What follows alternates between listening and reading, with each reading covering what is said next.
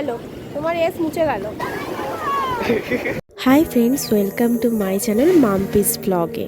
আসলে এটা কোনো ব্লগ না, এটা জাস্ট একটা ভিডিও। যে ভিডিওটার মধ্যে আছে অনেক আনন্দের মুহূর্ত। তো সেই আনন্দের মুহূর্তগুলোকে আমি যতটা পেরেছি ফোনের মধ্যে ক্যাপচার করার চেষ্টা করেছি, আর আজই সেগুলো তোমাদের সাথে শেয়ার করতে চলেছি। তো এই ভিডিওটা হচ্ছে 2023 সালের ফেব্রুয়ারি মাসে গিয়েছিলাম ফ্যামিলি ট্রিপে। থাম্বনেল দেখে তোমরা নিশ্চয়ই বুঝতে পেরে গেছো যে আমি কোথায় গিয়েছিলাম।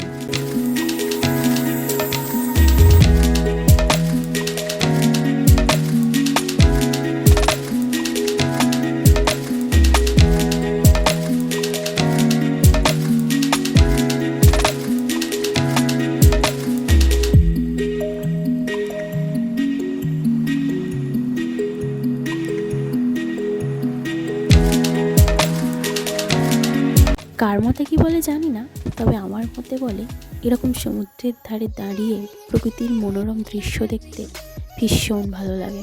আর এই সন্ধ্যের পরে যে সমুদ্রের ধারের অনুভূতিটা, এটা বলার কিছু নেই। ভিডিওটায় খুব ভালোভাবে বোঝা যাচ্ছে না, তবে যারা এইটা ফিল করেছো তারাই একমাত্র বলতে পারবে। আর এই সমুদ্রের ধারের কাঁকড়াগুলো ভীষণ ভয়ঙ্কর, দেখতে পাচ্ছ তো? এই আঙ্কেলটার হাতটা কামড়ে রক্ত বার করে দিয়েছে।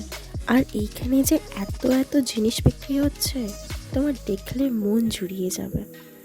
এত কিছু জিনিস, কোনটা ছেড়ে রেখে কোনটা কিনবো কিছু বুঝতে পারছিলাম না। তো যাই হোক, এখান থেকে অনেক কিছুই কেনাকাটা করেছিলাম, সেগুলো তোমাদের সাথে পরে শেয়ার করব। এটা ছিল ফার্স্ট দিন। তো আমরা জগন্নাথ দেবের দর্শনে গিয়েছিলাম, কিন্তু সেখানে ফোন অ্যালাউ নেই, তাই কোনো ভিডিও তুলতে পারিনি। আর এটা হচ্ছে ভোরের দৃশ্য।